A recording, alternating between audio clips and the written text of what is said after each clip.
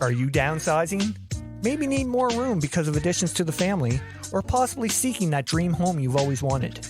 Well, Tim Eisner at Royal LePage Atlantic is the guy for you. With a proven track record and multiple awards, Tim goes above and beyond to find out your needs and exactly what you're looking for. So if you're seeking a new home or trying to sell your current one, contact Tim at 902-499-5717 or check him out on Facebook at Tim Eisner. Again, that's 902-499-5717. Trust me, when all is said and done, we'll be saying Tim Eisner strikes again.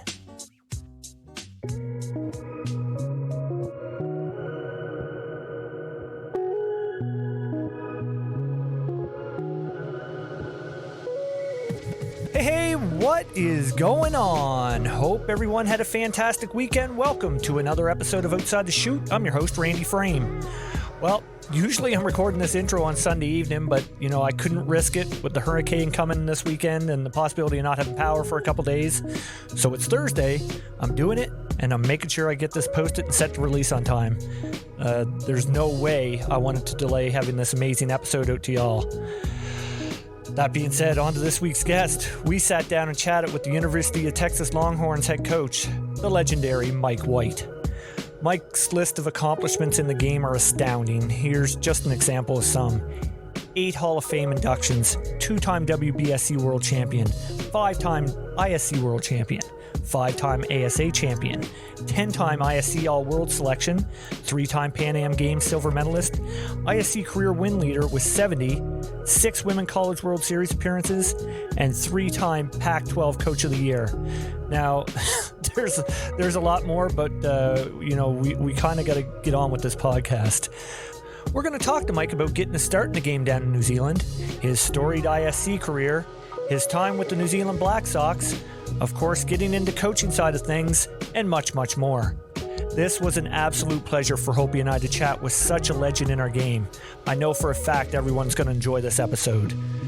So with that being said, grab that drink, sit back, relax, because here we go. I got the world in my palm, lights, camera, action, it's on. I can't describe what I'm feeling, ain't never felt this freedom. I got the world in my palm, lights, camera, action, it's on. Ain't never felt this freedom. Could you say that anything goes, anything goes, anything goes, anything goes, anything goes, anything goes.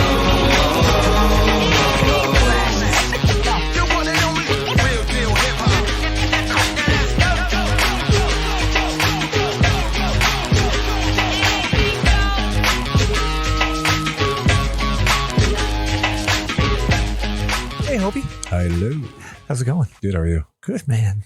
Long time no talk again. Yeah, it's been great.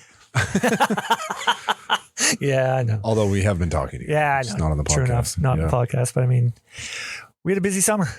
We sure did. It was a great summer. It didn't end the way I wanted it to end, but it certainly was a lot of fun. Put a lot of hard work in, and it was good. Yeah, I mean, we talked prior to going to Nats, about getting guys together, getting pictures. But you know what?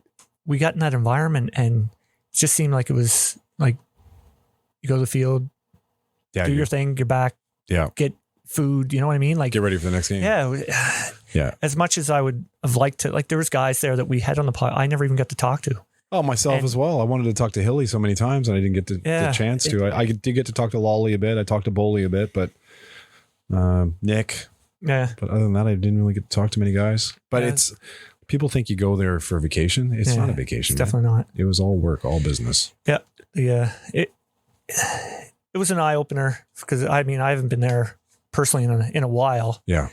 And, getting to see the quality of ball that it's fantastic. It's the best. It definitely is. Yeah. Yeah. And you know what? And I think about it a lot. Of course, I do. I wear it pretty heavy. We were there. We were right there. Yep. We're just missing a few key hits. Well, a bunch of key hits, in fact. We did not hit the ball the way we were supposed to hit the ball. Our defense was great. Scove, our pitching, Travis Jones, Travis Nevin was incredible. Mm-hmm. Jonesy was unbelievable. And of course, Scove was just lights out. Yeah. we had those parts. We just didn't have all the parts together. That's right. It was very disappointing, but it's something to work towards. And I'm very keen on what we have coming up through our Canada Games program, through our junior program. Definitely. Some of our guys are going to have to obviously work on it over the winter, and I'm sure they realize that. I've already had a conversation with a few, and they know that they have to work at it. So, yeah, we'll be back. Oh yeah, back for sure. on the podium, and hopefully, kick things off. Congratulations to Galway, by the way. I mean, that team's incredible. Yeah. I will say I was happy that the final against Toronto was closer than I expected, because Galway was pretty much walking over everybody. Congratulations to the Batman as well, because Sebastian was a fucking machine. He was. I guess he was. That guy is fucking. He's the man. Yeah. Like, I was super impressed with him. Yeah. Not only his pitching and his batting, but his attitude. Like, he just looked like he gave a shit. That's right. And when things weren't right, he gave a shit. Yeah. But he didn't wear it on his sleeve. Yeah. He was a true professional. For sure. I really enjoyed watching him. Yeah. And I mean, speaking of, guys who put it all on the line, Scof. Yeah. Big congratulations to Justin. He's representing our country. Yeah. Finally getting that kick. I'm so proud of him. We talk a lot, and I know all the hard work that he's put in over the last number of years. He'll be out pitching in his barn, or just riding his bike in his barn, or whatever the hell else he's doing in his barn, but he's always getting prepared for ball. Yeah. And it paid off for him this year. 100%. And I'm super excited, super stoked. I can't wait to watch them play. Yeah. They're gone from like November 15th till December 5th.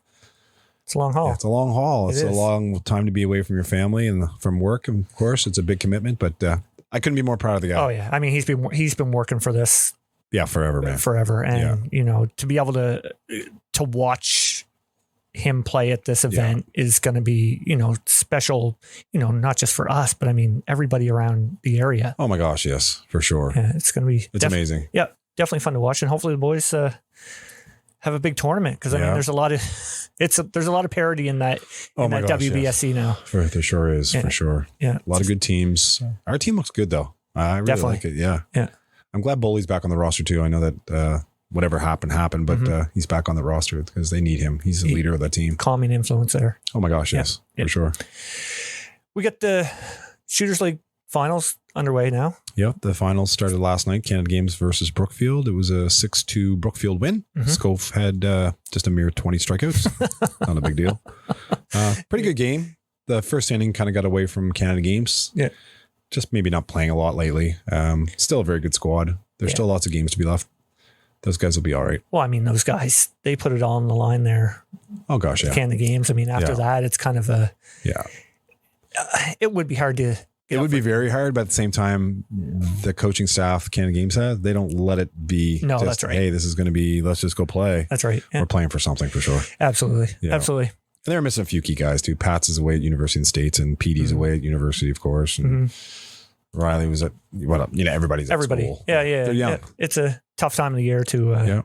But now we have Hurricane Fiona, that bitch, coming in, so we're going to be canceled the rest of this week. But when this drops on Monday, we might not have power. I might not be able to drop this on Monday. You'll be fine Monday. Hope so. But it's supposed to end on Saturday, I think. Yeah, never know how long Scotia Power is around here. Yeah, I think they the last hurricane we had, they were scared shitless too, but nothing even touched us. No, that's right too. Yeah. But anyway, knock on wood, hopefully it's fine. So we got a big guest today. Yeah, you've been shitting your pants all day about it. I'm quite nervous at this one. I mean, it's pretty special for us. Big man in the game, like the biggest, like not just the men's side, the women's side. I mean, the guy's in 8 Hall of Fames. Yeah, that goes to tell you right now, like what kind of player and impact Mike White has had on the game of softball. Absolutely. And you know what? I can't wait to talk to him and hear his story and everything that he's done leading up to where he is right now. Because I mean, he's with the University of Texas, and I mean, what a run they made last year at the Women's College World Series. They weren't supposed to be there, but you know what? Mike has that magic touch, it seems. I mean, for sure. I mean, you look at what he did with the University of Oregon, turned them into a powerhouse before he moved on, and man, I just can't wait to talk to him. It's going to be fun. You're very excited. I am. So that's good. Hey, let's get to him, man. Let's get to Mike. All right. Okay, sounds good. I live for the moment. Yo.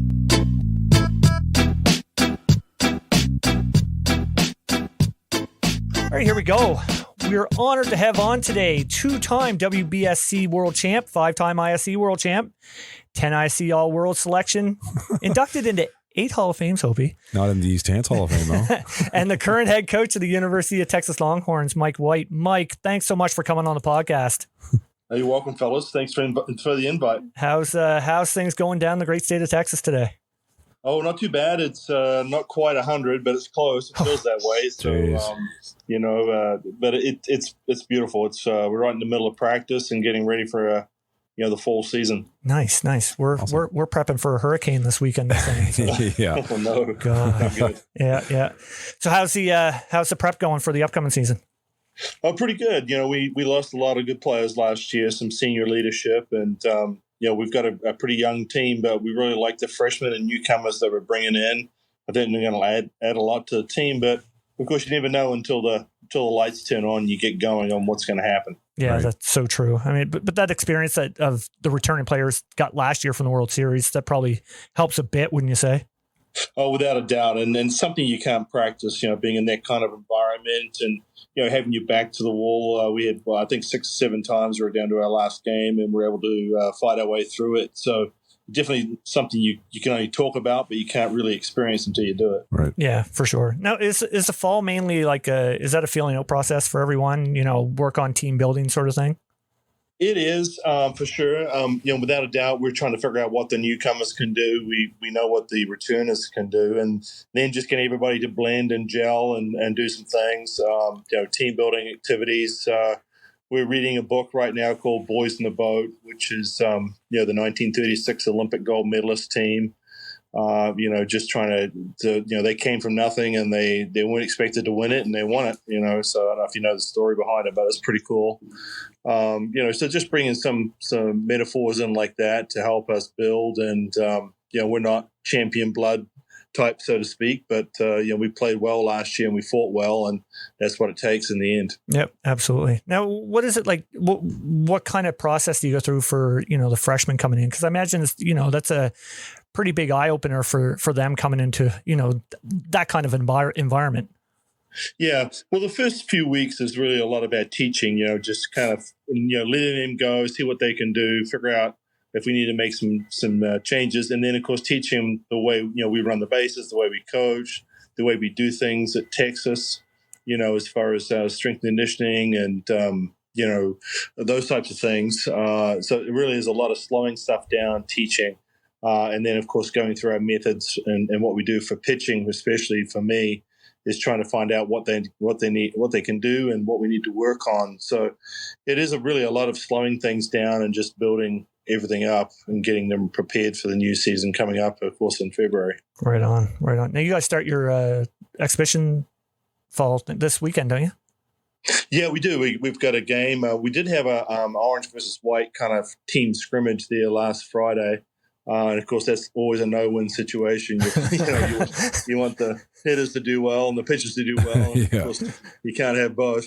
Yeah. But it did go fairly well. But we do play, of course, another team this Saturday. Yeah, I saw the team. Is it like a community college or something like that? Is it? Yeah.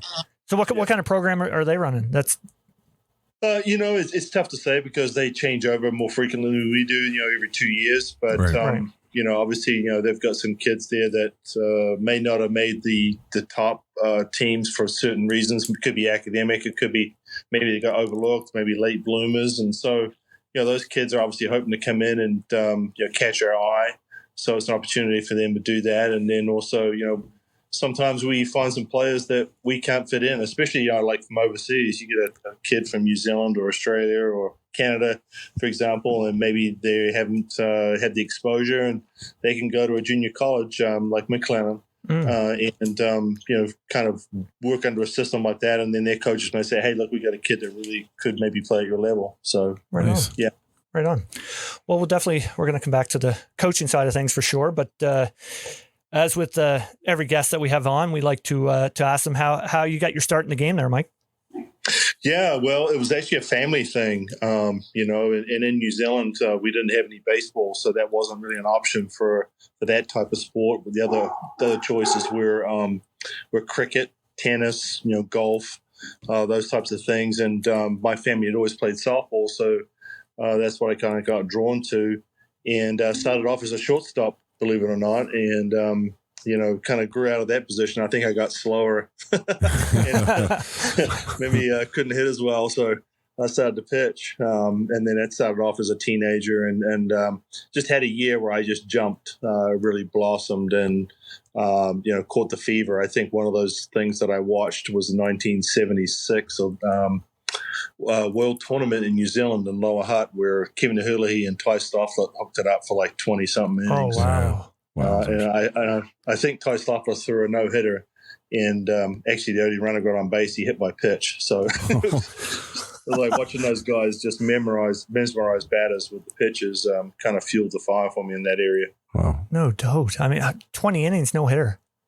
Yeah, that's kind of ridiculous. Ty Stoffler was pretty good. Oh yeah, absolutely. I've watched plenty of videos on Ty. He could definitely throw the ball. Now? What you said other members of your family, you had other members like that were involved in the game as well? Yeah, actually my mother was a catcher, and my sister was a pitcher, so my mom caught my sister, and there was there's 10 years difference between myself and my sister. She's now 70, so there was a little bit of difference, and I was a bit younger, and I was just mainly going to the games to see if I could stay out of trouble, while they played. So I wasn't really paying too much attention.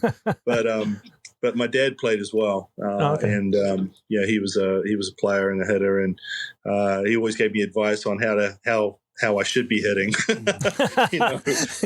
or doing stuff. But, typical dad. That's what all the dads do. Yeah. Exactly. And then my older brother played as well. So in New Zealand, I don't know if you know this, but it's more of a club sport. So, you would have all age grades. So you would come in as maybe, 10U, 8U or whatever. And then you'd have the, 16, 17-year-olds, and you'd have like the social club members, the guys a little bit older. Then you'd have like a major reserve team that's trying to make the major team. And then you'd have the major team. Oh, okay. So, and then you have women's side of it as well. So it was really just a good club atmosphere where you could get and meet people and socialize. So it was a lot of fun. Right on. Now, it's funny you mentioned that you started as a shortstop, because I had Thomas Mackey on last week, and he had I had said because him and Jared Martin started as pitchers. And I said, does everybody start out as pitchers down there? And he's like, he laughed. He's like, no, actually, we all started as shortstops. So when you said that, I was like, it's Makes true. Sense. Yeah. Well, and don't forget Donnie Hale as well. Oh yeah, that's exactly. right too. That's right too. So isn't that funny? I always say the best athletes are pitchers. So there you go. Yeah, right. Yeah, for sure. Now, I understand you first came over to the U.S. in 1980, wasn't it? Played in the team in Saginaw? Yeah.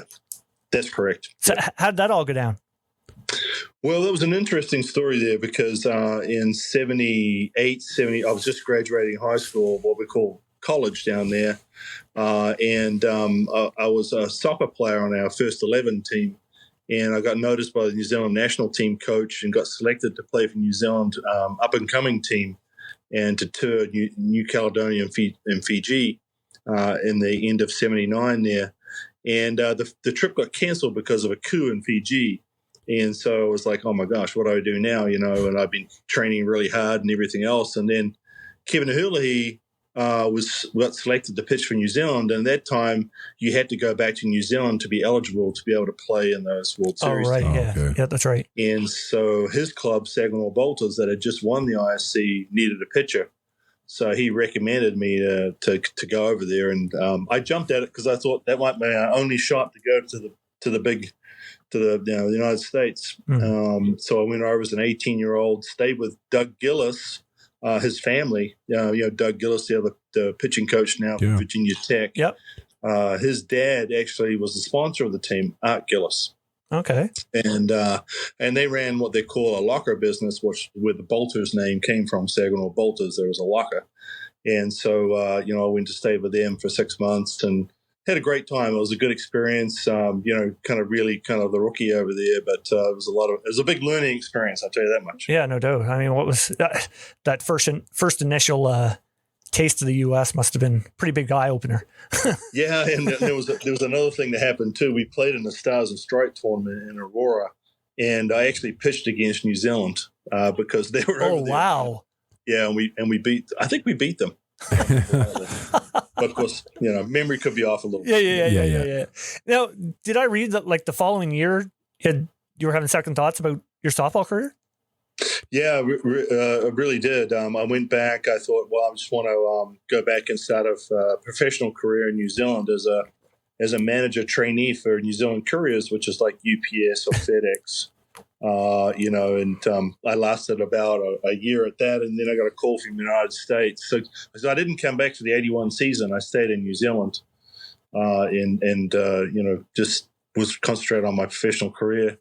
And then I got a call from the Dallas team, Fort Worth Kings, and they said, I was making, and at that time in New Zealand Couriers, I was making like $4 an hour or something, $1.50 an hour. It's like ridiculous, So it was like about $125 a week. I don't know, and then I got offered, some money to go play, and it was like 5 times what I was making. So it was like easy decision. Yeah, no brainer. Yeah, that's pretty easy. It's kind of fun. From there. Yeah, it's kind of funny though. You ended up in Texas when you come back, and now it's kind of come full circle, huh? Some things happen. There's a few places I said I'd never ever go play. One was Aurora, one was Decatur, and one was Sioux City, and I ended up in all 3. So. Yeah, never say never. Never say never, and it was the same thing, with that. So it is funny. That's crazy. No, it's funny the stuff that I come across when doing research, because I dig as deep as I can get. But did you go 3 months without giving up a single run during the 82 season down in New Zealand? Oh, I have no idea about that one, but I come across a news article actually that like a newspaper, and I read that. I was like, that is absolutely insane. Like 3 months. Yeah. But, I remember there was a time there where I felt really, pretty dominant. I don't, we never kept wins or losses or strikeouts or anything like that. There was very scatter, that I never kept myself. It was a much more an American thing. Yeah. But I know that I definitely, didn't lose too many games, and if I ever gave up a run, it was a bad time. So. Now you mentioned about coming back in Texas, then you played a couple seasons in Bakersfield, I believe, and then made the jump to Cedar Rapids. How big of a part did that decision play in the course of your life? Because I have a feeling it played a pretty big part. Yeah. Well, there was some tragic things that happened in New Zealand. When I was 18, I lost my brother in a car accident or a motorcycle accident, and then a couple of years later, when I was in Bakersfield, California, I got a call right after the tournament finished, and my sponsor told me that my mom was ill with cancer and only had a few months to live, and so, there were some things happening in New Zealand that weren't the best. And I think maybe that played into a lot of the reasons why I decided to kind of escape. I don't know. Sometimes, as a young person, you kind of get mad at things and you just want to kind of run away, I guess. Mm-hmm. I don't know if that played into it or not, but it was certainly a time where I considered staying over in the States. And after another couple of trips back home to New Zealand, I decided to try and stay in the United States. And I told some people I'm going to stay over the winter, and I'm going to kind of try to go back to school, because I figured that, I needed an education to kind of really further everything. I wanted to own my own business eventually, and I wanted to go back to school to learn. So I kind of hung out and waited for for some things to happen. And I got a call from Kurt Packingham in Cedar Rapids, Iowa. And we kind of worked out a deal. He agreed me to put me through school. In Cedar Rapids. And so that's kind of where that started. And thank goodness I did, because if I didn't go back to school, I would never have been able to do the job I've got now. So, definitely worked out best for you for sure. And you met your wife in Cedar Rapids too, didn't you? That's right. Yep. Yeah. I met my wife in Cedar Rapids. We traveled to New Zealand. We actually played on the same club team, if you can believe that. I think it was in like 89 or 88. So I think we came down and stayed in New Zealand for 6 months, and she caught for the women's team and I pitched for the men's team. So it was kind of kind of fun. Yeah. Oh, that's pretty cool. So 1987, it all comes together. You win your first ISC World Tournament with the Teleconnects. you take home most outstanding pitcher, named all world team. How special was that first ISC title for you? It was incredible because, we were kind of like a really small club team. I think we only had 2 imports. It was myself and a fella called Jody Henniger. So, he was, we know Jody. he was pretty good, and he was a young guy. I remember the first game Jody threw for us. I think he had 13 strikeouts, 1 hit, and 13 walks. Wow. Just effectively wild. So, Hard to dig in there. Yeah, and it kind of summed it up. Jody was he's a big, strong kid, a little wild, a little crazy, and he'd throw it, from the left side. But obviously he became one heck of a pitcher later on, and it was hard to say he was a better hitter or pitcher. So that was kind of fun. But just the camaraderie we'd built from being a local bunch of guys. And, we were always considered at that time the other team in Cedar Rapids because they had Modern Piping, which was a team that had won the ASA Nationals, I think, in the past. And so they were the big team, Greg Bosch, Al Roush, and several others on that team, really good team. And so that's when we became a little bigger name. And, of course, there was another big team in Iowa at that time called Pencor.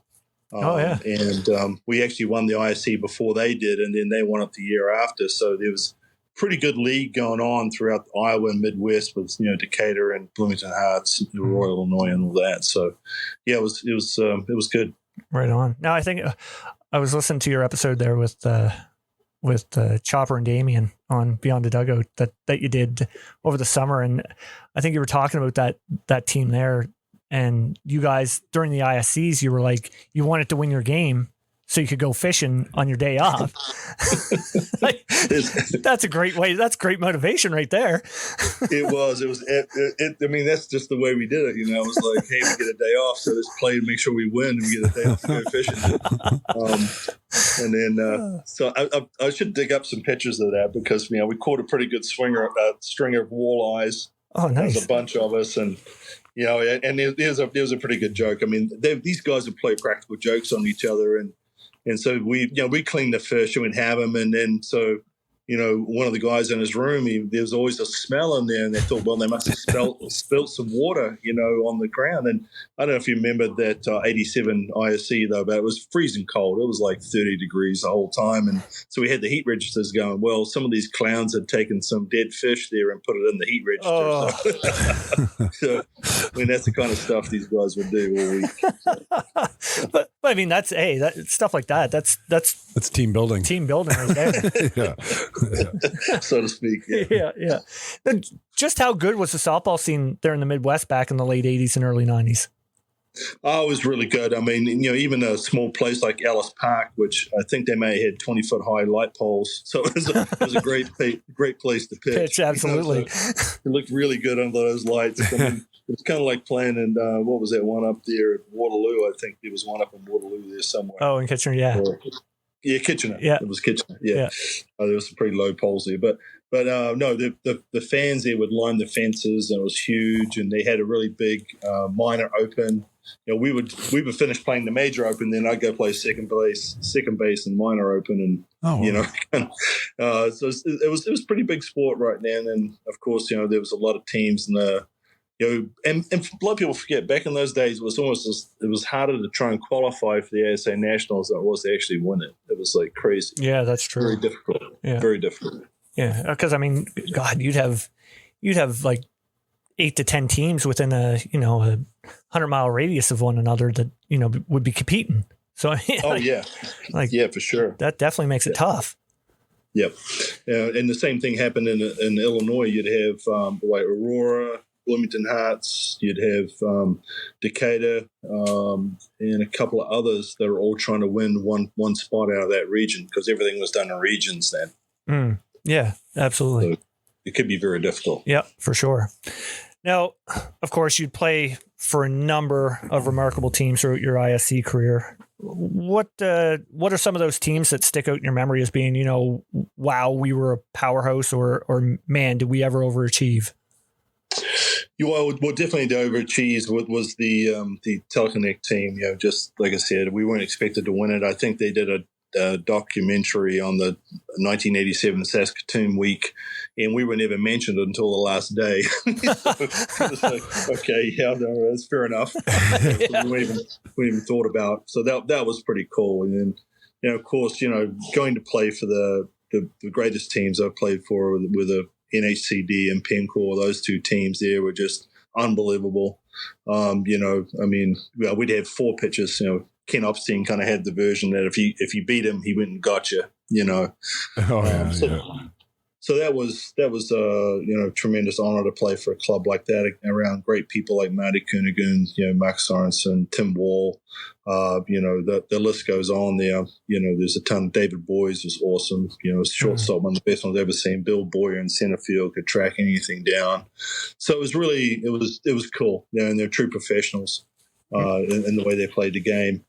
So that was neat. And then of course, playing for some of the other teams like Meyerhofer or St. Joe's Casino, Frontier Casino was good because, again, that was another local type team like Teleconnect, where they're basically the only person they were really bringing in was myself.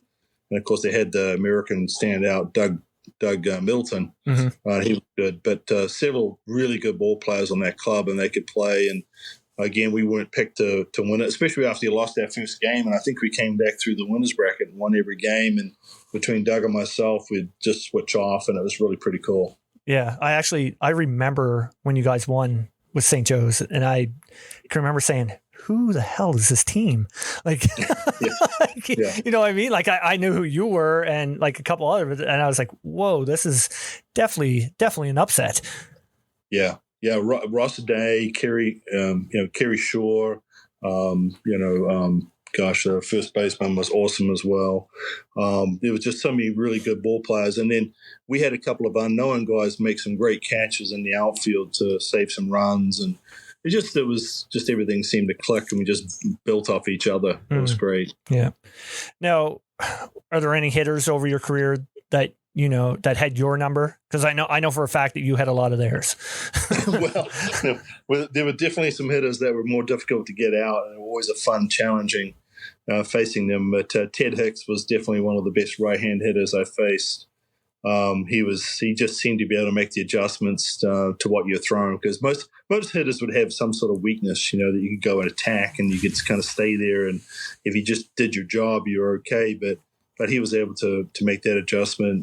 I think Mark Sorensen was just, because he caught me so often, and he knew we knew each other really well.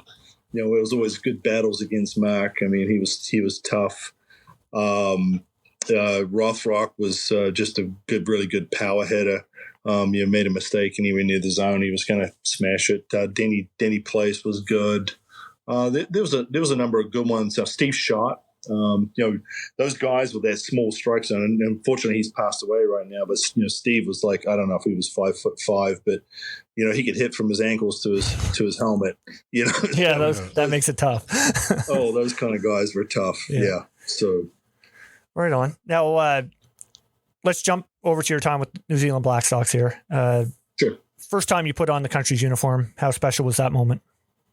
It was incredible, especially because my mother was alive at that time and my family was around, and it was just real special. We weren't able to tour away, but it was a home series, but that was pretty cool. But the next year was the year when the 1984 team was going to be selected for the World, so it was kind of like, all right, cool. I got an edge in here, and to make sure I keep it now.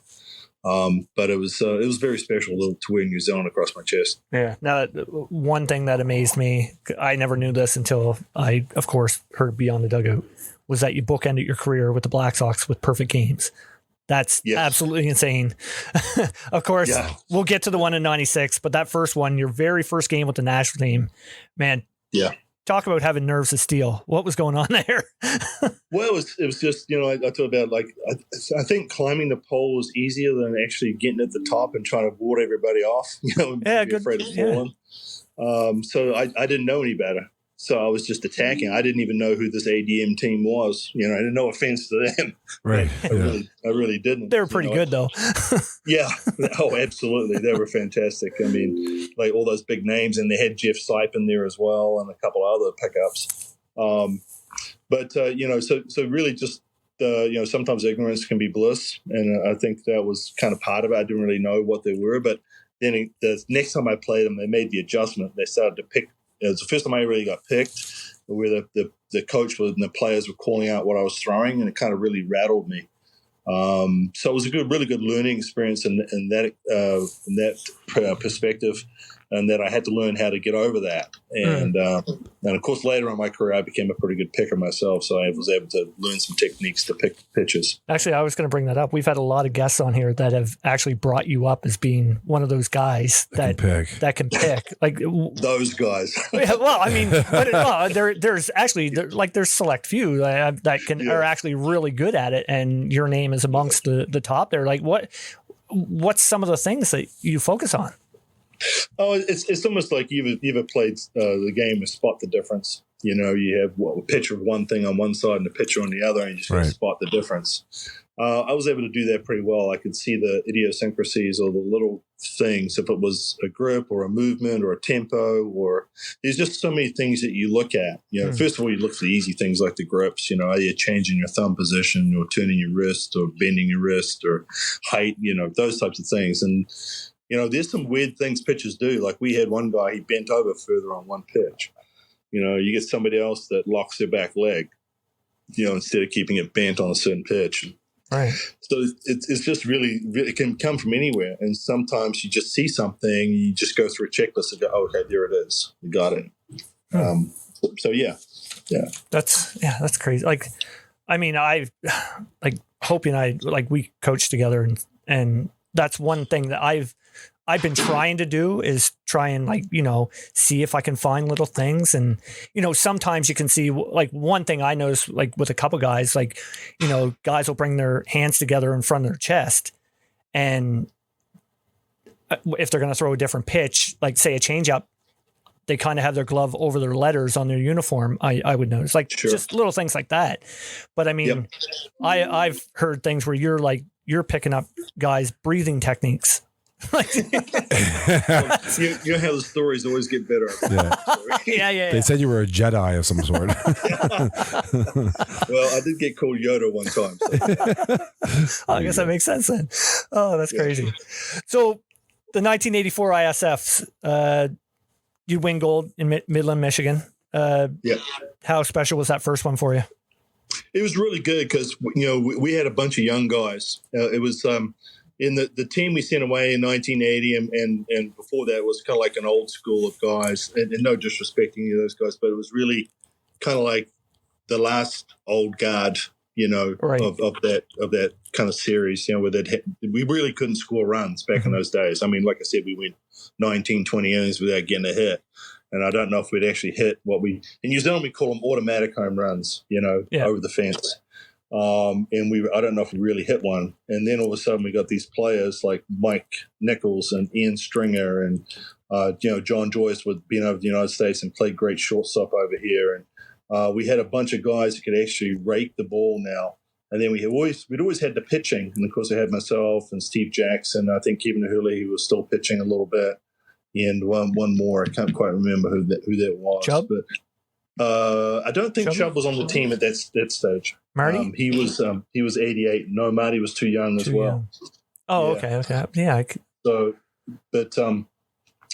that's where I was. Mainly myself and Steve and Kevin Hurley. Okay. We actually beat the US, I think, outright for the first time in that tournament.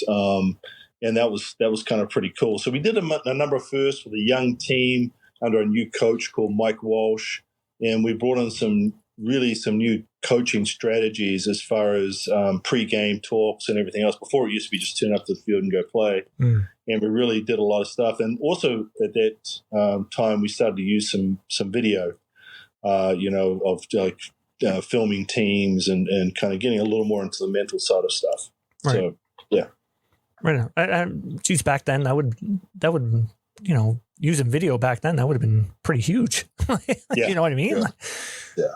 1992, little bump in the road against Canada in the finals. Now, Yeah. I heard you tell the story about Jody Henniger in this game. So, like, Jody's from our home province, which made the story even better from our perspective. But do you mind sharing that one? Well, we all knew Jody, because he'd gone to New Zealand. He played a lot in New Zealand, and we knew what his power capabilities. And, like I said, we took this approach where we went through every single player, where it was Marty Kernaghan, Mark Smith, Jody Henniger. And we really said, we're going to eliminate certain types of pitches against these guys and really make them hit our pitches. So one of the things was, we're never going to throw Jody Henniger a rise ball. We'll make him hit drop balls or change ups or something, So anyhow, it's we're up 3-0 in the fifth innings, and Chubb is throwing really well, throwing great. We're playing good defense. Kind of feel like, I think they're starting to pop the champagne bottles already. People are getting pretty cocky. And so something happens. I think there was an error or a walk or a hit batter or something. Somebody got on, and there was another chink. And Jody was on the bench, with his tennis shoes on. And I think he had his video camera then, or whatever. He had a camera. And all of a sudden, his name got called. And so he's hobbling out there, with his batting gloves. You can picture him coming up to the plate. And, I think Chubby got a strike on him straight away. And then another strike. And I think Chubby tried to waste a rise ball on him, and he hit it out. So it was like, oh man, that was it. And so, and it just changed the complete momentum of the game. And I ended up coming into that game, and I think we lost in the 10th inning. I think Mark Smith hit a double to win the game. Oh, right. Yes. Yeah. And I think we lost. It was a 10th inning. It was still a close game, but it was just, oh my God. It was like, it was like a balloon got popped. Yeah. Chubby didn't read that scouting report before the game. Chubby was always a little stubborn. He was going to do it his way. Yeah. But that's what made Chubby good. Oh yeah. He was, Yep. But there's a time and a place to everything, and so I think Chubb learned from that, and we all learned from that. So it was tough. Yeah, for sure. Now let's talk about '96. Back on top of the softball world. Thanks hugely in part to your perfect game in the finals. Now, we had Mark Sorensen on here, and we talked about this on his episode. Now, he said you were shit warming up. I can vouch for that. I was going, this is going to be a tough one. I didn't feel like I could break a pane of glass. Nothing felt good, and I was really kind of struggling. And to tell you the truth, I think even the first innings, I wasn't really that sharp. And I know I remember Jared Martin making a diving play to his left or right. I think it was to his right, and snared a ball that probably would have been a base hit. And, then you just start to get comfortable. And I can just remember going back to the dugout because we were facing Darren Zach at the time, and Zach was at the top of his game. And basically I took it upon myself just to pitch against him. Like, I was not going to let a run score, because I couldn't afford to, because he was so hard to score off. Right. And so that was my job. My whole focus was just focusing on not letting them score. And that's what I concentrated on. Then before I knew it, it was up to like the sixth innings, and we had that perfect game going. And then of course nobody wants to be near you. Yeah, exactly. That's so true too. But I mean, after it's all said and done, though, I mean, of course you win gold. But I mean, looking back and just the magnitude of throwing a perfect game in that situation, I mean, that's going to be pretty special for you. Oh, there is no doubt. I mean, you dream about something like that, and so it's kind of surreal when it all kind of happens, and it's like you're pinching yourself, the next week. Is this real? Or is it still that dream? And of course, pitching to greats like Mark Sorensen and some really intelligent ball players on that club. I mean, that's the biggest thing about what happened to New Zealand softball was they really started to think outside the box and to know the game and to dedicate themselves to becoming better, right. to learning from the Americans and Canadians instead of saying, what happened, is to learn and start to play some of their game. Yeah, that's right. Like, I mean, bringing like Don Tricker was influential in bringing that to the Black Sox, was he not? Absolutely. Yeah. It all kind of really, like I said, it really kind of started with Dave McKercher, who never really coached New Zealand level, but he was a smart guy that I was tutored under. And then Mike Walsh was the next one that bought it, and then Don Tricker. Right. And Don's just incredibly smart man. Oh, geez, we had him on the podcast here, and I'm telling you, I could have talked for hours with Don. Like just I mean, it shows on, what he's doing in his career right now with San Diego. I mean, you know what I mean? Like it's for sure. It's great. Now, of course, you'd move on to the U.S. national team following 96 Worlds. What was behind that decision? Yeah, that was really tough. I mean, imagine. Don was the coach, and I felt really bad. I just felt like I'd given everything I had to give to New Zealand, and I felt like it was time for other kids to come through. Yeah. And then also, I had to look at, where was my career going to end up at, and to take advantage of some opportunities. Now, I never got paid playing for the US. Some people think I got bought off or something, but I never did. It wasn't that. It was some other opportunities, as far as networking, and then I wanted to try and help some of these younger. See if I get USA softball, the younger kids to pitch, better. And it never did work out. We tried.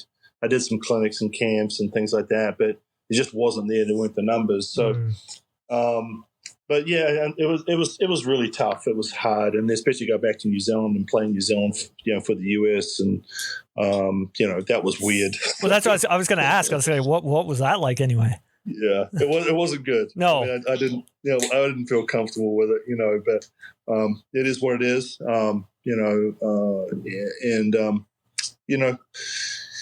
that was about my last go around. I think after that, I might have played another Pan Am games, and that was a tough thing. I never did win a Pan Ams. I think we finished second 3 times in Canada, and I think so never could quite get that series. Right.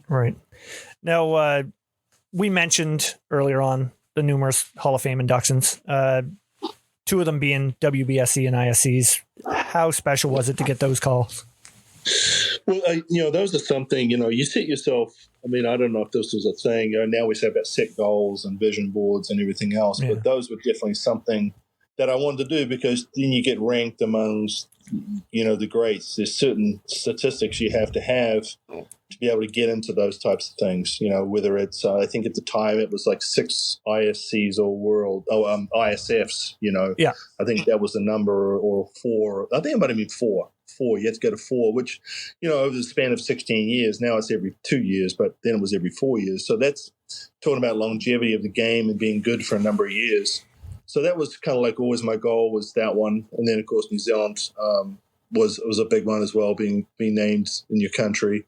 And then, of course, the ISC and ASA were another 2 really good ones that, and the ISC, that was the best club tournament in the world. So, again, just having your name in there against, you mentioned, with some of the greats of the game, it was a great honor.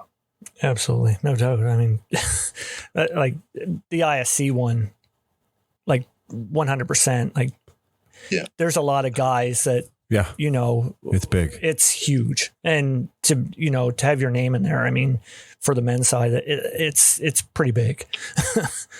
Yeah. Then, of course, I made the All World team, and I think like 9 times, I don't know, 9 or 10 times, but 10. Mark Sorensen pointed this out, and he said, "Hey, you never made it with the same club twice." Thanks, Mark. Thanks a lot. That's funny. But you did have, you were committed to your club team back home, though. Yeah, I did. I only played with 1 club team in New Zealand. Yeah. I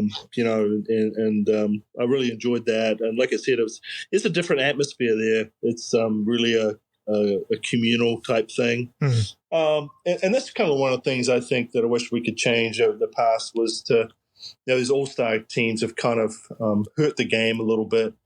And you start to wonder whether, this transfer portal that's going on in college softball could change things, the opportunities for the younger kids coming through, whether you're creating these super teams, where it's not parity. And I listened to Nick Saban talk about this on a podcast, and he said, the thing that makes the NFL so great is the parity. Right. Because there's teams losing 4 or 5 games all the time. You start getting, when I was with Pencor, I think one year we were 129-3. Is that necessarily good for the game? So so you get those kind of things. Yeah, for sure.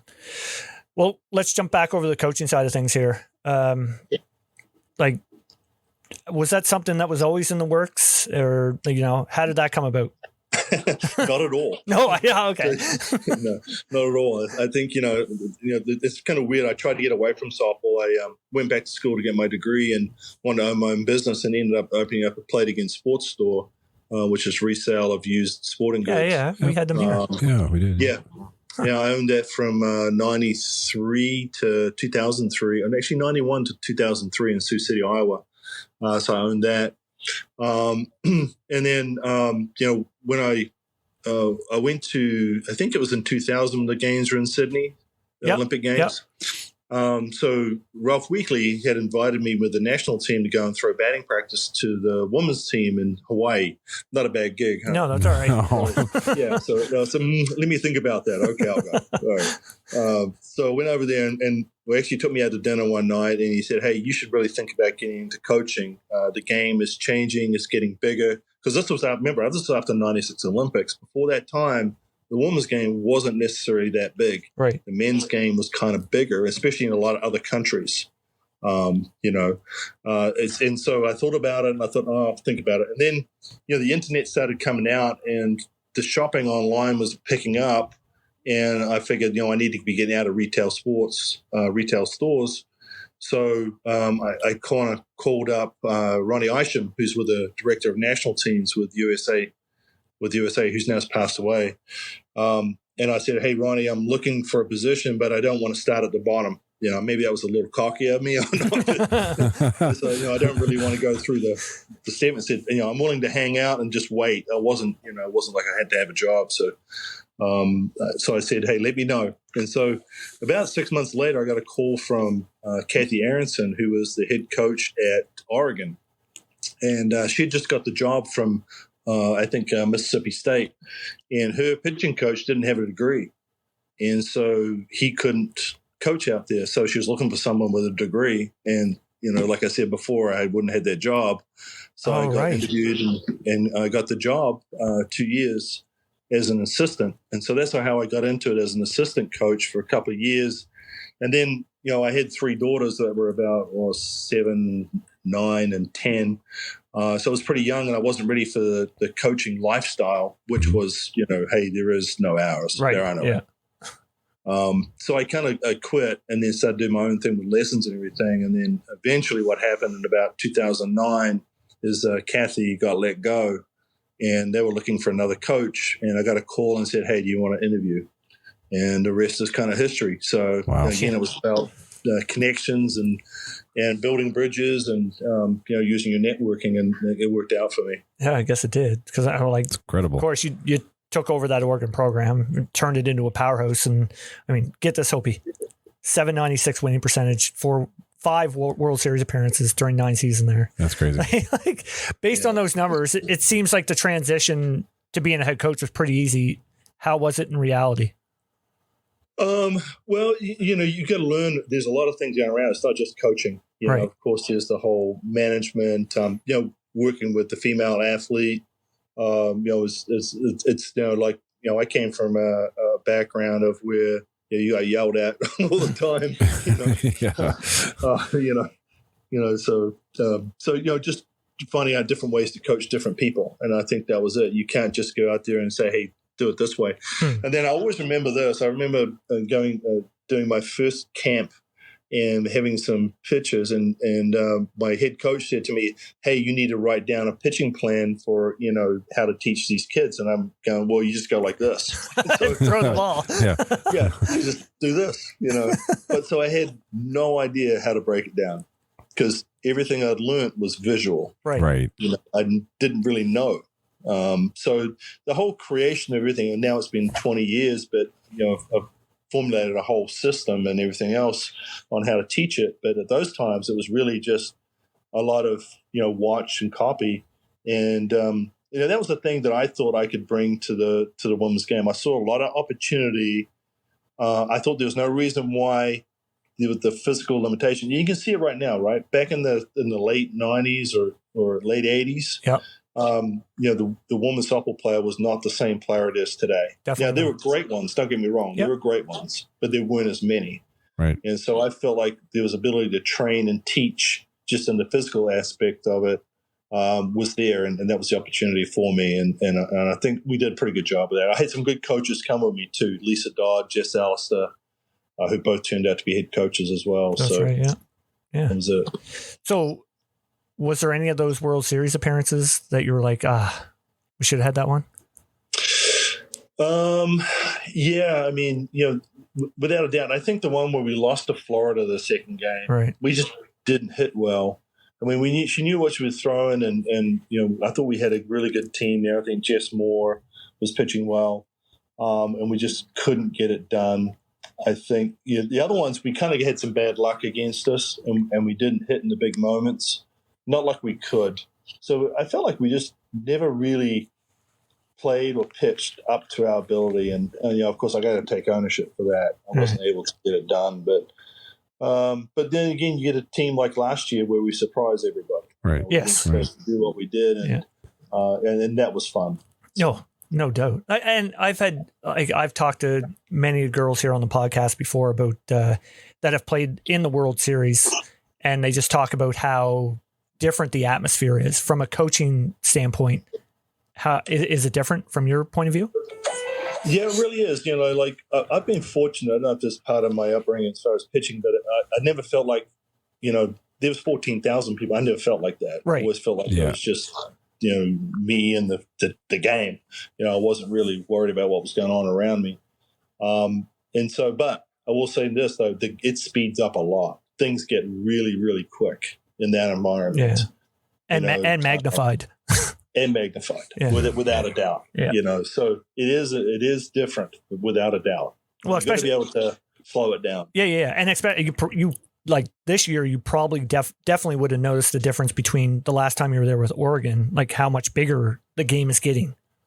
Yeah, without a doubt. I mean, and just the whole. I mean, you being from like 8,000 people to 14, with double decker and all the media, and so it's just awesome. I tried to explain it to our team and what it was going to be like, and it's hard to do it justice till you get there. Yeah, no doubt. Now, before we move on to Texas, I got to ask about the 2017 freshman group they had in Oregon with Haley, Shannon, Maggie, me, and Miranda. I mean, that's quite a freshman crew that you had there. Yeah. I mean, and you can see it. I mean, every now and then you look at some of the teams that Oklahoma's had, they've had that kind of group come in, and it can propel you. You've got them for 4 years, and it's like, oh, this is awesome. And then you can really build your team around it. You can create systems. And that's kind of what we've struggled to do the last few years at Texas, is get that going again. I didn't realize when I went to Texas how hard it was going to be to had at Oregon. I kind of maybe forgot that. Right. Yeah. But it's taken a while, and I think you're starting to see it with our freshman class, and I don't want to get too far ahead of myself, but I think that we're starting to get that back again a little bit. We're starting to get some really top-level players coming in as freshmen, and I'm hoping that can help us, continue to be successful and taking up a step forward. Absolutely. Now, of course, June 25th, 2018, you'd be named new head coach of Texas. Was that a tough decision or a no-brainer? It was a really tough decision. Yeah. No doubt. I loved Oregon. I just felt like we were getting stagnated between myself and my AD on what was happening. Things weren't going forward. We had the new stadium and everything, but I really felt like salary was there wasn't much there. Especially when you start looking at the baseball program, what they're doing, and how much he's making. He's making 3-4 times what I'm making, and I'm having way more success. And that's just one example. But it was just like, okay, I mean, I'm not expecting to get what he gets, but at least make a Yeah. So, and they put a lot into their track program there, do they not? Oh, yeah, the track. I mean, but that. I mean, that's Nike, and that's yeah. True enough.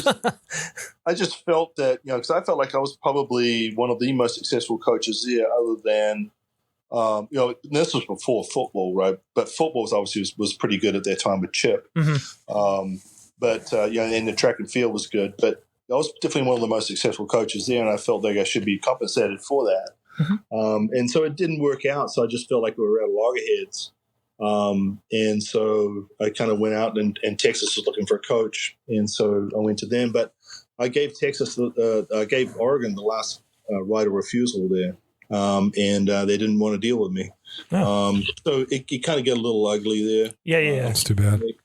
But, I had a nice place there. I was settled down. I think they thought that too. They thought, well, he's too entrenched. He's not going to leave. So they kind of called my bluff. But you don't bluff with Texas, obviously. No, absolutely not. So it was big. But fortunately, my sister-in-law and my mother-in-law were living in Austin already. My 3 daughters moved down with us into Austin. So it was pretty cool. We were able to move as a whole family. Yeah. Oh, absolutely. Now, one thing I read is that you like to instill a play loose and have fun attitude. Now, was this something that you did in your days, or was this learned over time? No, it was something I learned later in my career. Okay. It was like I used to put so much pressure on myself, just to perform. And I think I've told this story to my players a lot of times, but I think we were in Victoria, and we were playing, I think, the farm, and they hit a home run off me to put the game out of reach, pretty much. And my 3 kids are in the stands, and I kind of look around, and they're all clapping and yelling. And so, they didn't care. No, they don't really care. They're just having fun. They're enjoying it. And so I thought, you know what? There's bigger things in life than this. And so very true. Yeah. That's kind of where I, So those little things like that I just took note of. And from that point, I put a lot less pressure on myself, and actually had a good end of my career. And so I'm trying to bring those stories into my team. It's like, you know what, you've got to enjoy the process and smell the roses as you go along here. And that's what I try to bring into the players. What's the worst thing that can happen? You lose. Exactly. It's someone is going to or not, whether you want to or not. So, just learn to accept it and move on, and, still give your best. Obviously, you want to win. I mean, I hate losing more than I like winning, but it doesn't mean it's got to be the end of everything. Absolutely. No, 100% true. Now, before we get to the final segment here, I gotta talk about the wild ride to the Women's College World Series last season. Yeah. First, I need to ask what the message was after the 7-1 loss to Arkansas after the first game of Supers, because, after that, you guys were lights out until the finals of the World Series. Yeah. Well, I don't know. We've just been so up and down the whole year anyway. So it was like, okay, guys, this is just another game. You know, and, just keep playing. Are we ready to give this back right now? I talk about playing for room keys. We just want to keep those room keys and not give them back. Right. And we just said, hey, look, the game doesn't know. The game doesn't know we lost 7-1. It's going to reward the team that plays the best. And I've always said that second game, if you're playing a 3-game set, the second game is the most important because it can be a momentum game. Yep. And that's kind of what happened. We got onto a bit of a roll there, and we're able to string it together. And we pitched our transfer into the ground. Haley Dolcini just pitched fantastic. Oh, she was lights out. Yeah. And then, we had our freshman who, effectively wild, so to speak, but she really gutted it up and she had to make a pitch. She made a great pitch. And I don't know if most people know this, but, Arkansas was one of the top home run hitting teams in the country. Yeah. And our staff was able to keep them to no home runs in that series, which was, wow. Yeah, that's pretty good. Jeez. Wow. So during that World Series, run, I mean, how was was everybody's attitudes, even keel through that whole series? Were they? Yeah, we felt really confident against UCLA for some reason. We just felt like we kind of had a really good game plan. We knew what we wanted to do, and we executed it very well. Mm-hmm. And of course, Haley pitched well. They didn't see Haley the time we threw against them. I think we had Sophia pitch that game, and so they hadn't seen her, so we're confident in that part of it. And so we were able to really just play one of our best games of the year and get off to a great start. And, of course, with the tough one against Oklahoma, they kind of had our number. We beat them the one time during the season, but, you just cannot make mistakes against that team. That's kind of like that was part of it. And then the positive side of that was we went to the other side of the bracket. And that gave us an opportunity to play some other teams and get back onto a roll. Mm-hmm.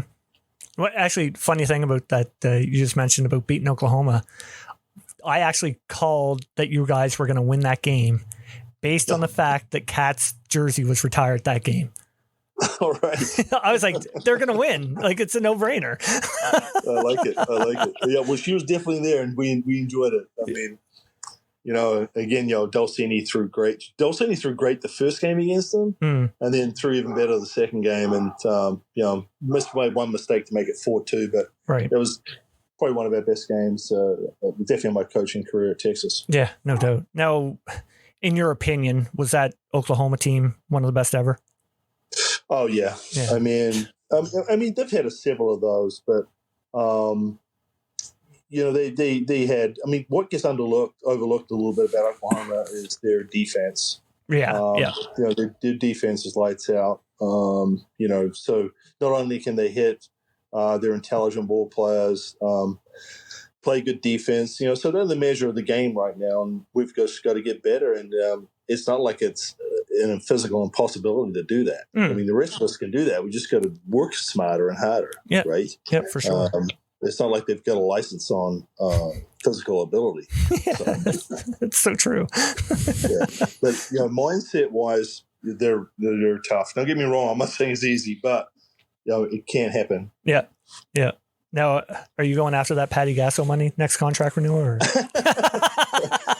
Well, I just had another contract, and it wasn't that much. I think mine's missing a few zeros. That's crazy. Like, you know what though? It's like, hey, as far as moving the game forward, I'm all for it. But why not? Exactly. Obviously, that's. I mean, they've made no qualms about it. That they had 3 sports that are pumping their business, and it's football, stat, and I think it's gymnastics is the other one, right? Yeah. I think they're national champions in gymnastics. So, they've already said that. And I think that's great. If the rest of us want to get on board and promote our programs, we can do it. And you look at the College World Series viewership, there are so many people watching that. So the opportunity is there if these athletic departments want to get behind it. Yeah. The problem is at Texas, though, we have 19 to 20 of those sports. That's right. Yeah. We've won the Directors' Cup 2 years in a row for being the most outstanding athletic department in the country.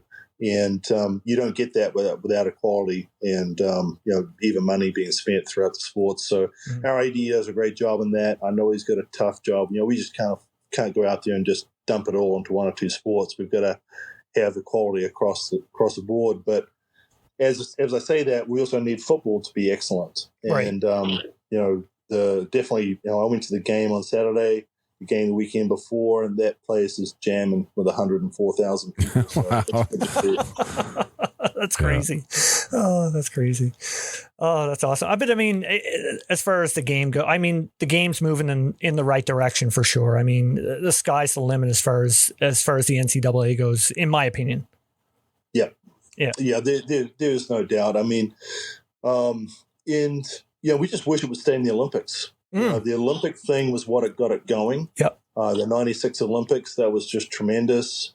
Then we got to the Sydney, and then unfortunately, we have our ideas of why it got dropped, and we just need to get it back in there and make sure it's a stable thing, and hopefully LA can turn that around for us and get it going again. Yeah, I don't know how it's not going to be in LA. In US and no softball, it doesn't make sense. No. The IOC has to, there has to be something that's going to get it in there. Because, Anyway, we have a final segment here, Mike, that we like to do. We call it Player Association. I'm going to throw out some names to you, and you can speak about them. If you have a story, throw it out there. I'm usually not the best with stories. All right. Well, first one you mentioned him earlier, Ty Stofflet. Oh yeah. I think he may mean the shortest guy with the longest arms. He does. He's like one of those guys that just had those long arms and he could spin it. And a really good guy. Obviously, he was very confident, but he could really move it around. And like I said, he was one of those guys that I looked up to. Got me into pitching. I was just so mesmerized by what he could do. Right on. Next is Timmy Wall. Oh, wow. Great catcher. And he did his Pena impersonation of doing the splits on the ground to get that drop ball low. And he was the guy who you feel like he was pitching the game with you, Yeah. And then, when you needed a big hit, Timmy Wall was the guy. He'd come through and just smack it. Nice. So I like Timmy. Right on. Mike Nichols. He's my best friend growing up. Oh, nice. So we got some stories that I can't tell. He had a cobra tattooed on his left arm as a kid. So he was he was wiry, strong, and he was I think we never had the technical training when we were younger, but he was just a really good hitter, great outfielder, strong arm. He had all the tools, and he played hard. And ended up being a good captain, for his club team, PK, back in the day. So, yeah, Mike was really good. Right on. Mike Walsh. Oh, again, one of the first brainiacs of New Zealand softball, really turned things around for us and was able to – he was a hard man to play for. Like some guys, he graded on him a little bit. But, I knew where he was coming from. He was just trying to get the best out of us. But he's always stayed in touch. He stays in touch with me to this day, by Facebook and everything else, and just lets me know how things are going in New Zealand. Right on. Two more here. Fellow Kiwi and fellow NCAA coach, Travis Wilson.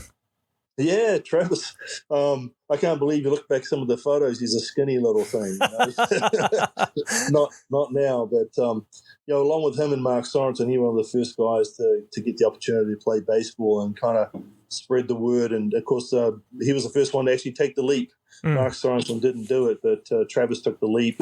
When he was 16 or 17 years old, and obviously a really smart ball player. You could see it even at a young age that he was going to go places. And now of course he's become a great coach, and trying to get that degree so he can become a head coach somewhere. Right on. I'm sure he will. For sure. Yeah. Last but not least, friend of the show, they call him Brutus, Mark Sorensen. Yeah. The greatest character I played for, one of the greatest players. Always a statesman, tries to do things the right way at the right time. And was obviously a great captain in his own right. But we used to call him Robo-Bat. He's like a robot up there hitting the ball. Just never seemed to miss. But tremendous catcher. Really, again, just like Tim Wall, was really thinking with you. As how to get the most out of you as a pitcher and as a player. So I really enjoyed playing with Mark. Awesome. Well, that's a perfect way to end this, Mike. Listen, man, I gotta thank you so much for coming on. I mean, I've been wanting to talk to you for forever now. You're a big part of the game. I've watched your career throughout the years, and for you to take the time and come on, I really appreciate it. Oh, it's not a problem. I love doing it, and it brings back some good memories. Actually, starting to think back through some of. I remember some things that I'd forgotten about. That's always good when we can do that. Yeah. But I've been blessed. My wife has been a big part of the ability of me to play this game so long. Having 3 children, it's not easy.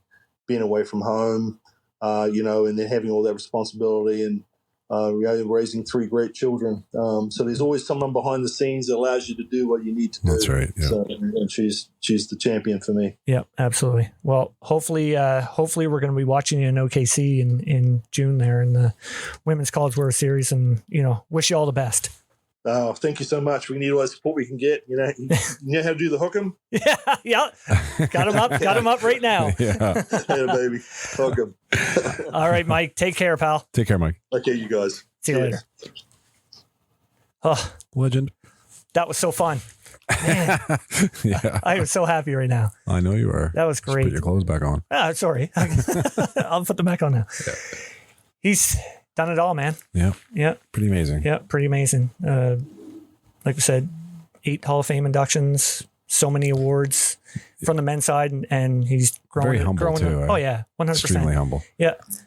And actually, he's talked about his daughters. They're involved in the game. I know. I'm sure they will be. I know. Nairi, I think that's his oldest daughter. I'm pretty sure, but she has a pitching school and everything. Oh, wow. That she does, and she played college ball for a bit, and yeah. So I mean, like we talked about, the family is definitely entrenched in ball. Yeah.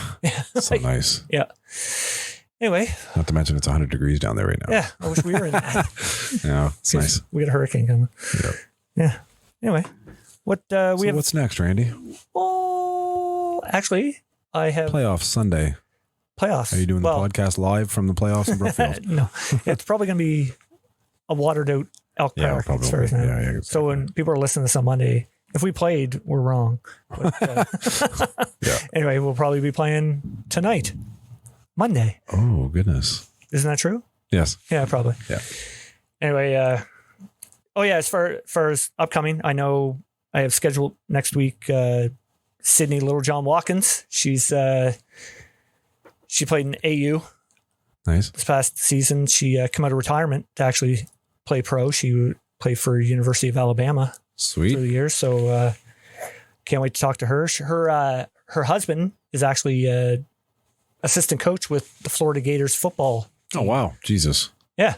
That's cool. So I said she's like been posting stuff at the game. Like they're like Mike talked about playing in front of 104,000 people. Yeah. They are too. Yeah, like, that's nuts. College football is just crazy down there. So. We had 7 people at the playoff game last night. I'm kidding. That's awesome. I'm kidding. It was like 14. Yeah, there's 14. Anyway. All right, Hopey. Right, buddy. Another week. Yes. Anybody listen to us again? If it's your first time, follow us on social media. All the accounts, Twitter, Facebook, Instagram, TikTok, YouTube, subscribe. That's it. Jeez, that's a lot. I know, that's a lot. All right, Hope you have a good week. Take care, buddy. Classified. I read the rules before I broke them. I broke the chains before they choked me out. Now I pay close attention, really learn the code. I learned to read the map before I hit the road. Hey yo, I know you never heard this before, but I'd rather lose a fight than miss the war. And I ain't wishing competition or fishing for it. I'm just living in a system, conditions are poor. I've been lost in the rhythm and misinformed. Too many late nights hitting the liquor store. Too many bad decisions, half-ass attempts. No sweat, no fear, no blood, no tears. I go hard, and I ain't making up no excuse. I'm overdue, I don't do what I'm supposed to do. Cause if you think about it, man, we supposed to lose. It ain't all picture perfect ocean views. No, I was a first-class rookie, taking out bullies in my all-black hoodie. Man, a mystery, you know the history. Get it or forget it, cause poof, I'm out of here. I read the rules before I broke them. I broke the chains before they choked me out. And I paid close attention, really learned the code. I learned to read the map before I hit the road. We say, nobody's gonna see me coming. Nobody's gonna hear a sound. No matter how hard they try, no stopping me since I found. man a ninja, man a ninja, man a ninja. Hey yo, I've been high and I've been real low. I've been beaten and broken, but I healed though. So many ups and downs, roughed up and clown. We all got problems, but we deal though. I'm trying to do better now, find my inner peace, learn my art form and find my energy. When my back's on the wall, I don't freeze up. Now I find my inner strength and I re-up. Here we go. I know I never been the smartest or wisest, but I realize what it takes. Never dwell in the dark, cause the sun always rises, but gotta make it to the next day. It's a feeling that you get in your lungs when you run, but you're running out of air and your breath won't come in.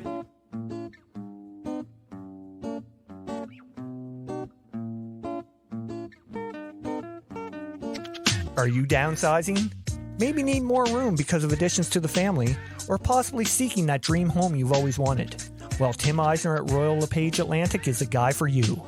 With a proven track record and multiple awards, Tim goes above and beyond to find out your needs and exactly what you're looking for. So if you're seeking a new home or trying to sell your current one, contact Tim at 902-499-5717 or check him out on Facebook at Tim Eisner. Again, that's 902-499-5717. Trust me, when all is said and done, we'll be saying Tim Eisner strikes again.